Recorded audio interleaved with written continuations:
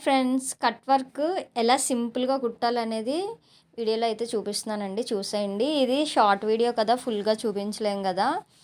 అందుకని చెప్పి ఫాస్ట్‌గా అయితే కుట్టేస్తున్నానండి. మీకు గనుక ఫుల్ వీడియో కావాలి అనుకుంటే, క్లియర్‌గా కావాలనుకుంటే కామెంట్ చేయండి ఫ్రెండ్స్ తప్పకుండా.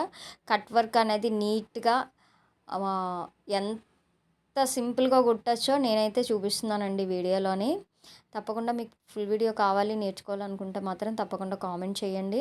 అలాగే కట్ వర్క్ అనేది ఎలా వచ్చింది స్టిచ్ చేసిన తర్వాత అది కూడా నాకు కామెంట్ చేయండి ఫ్రెండ్స్.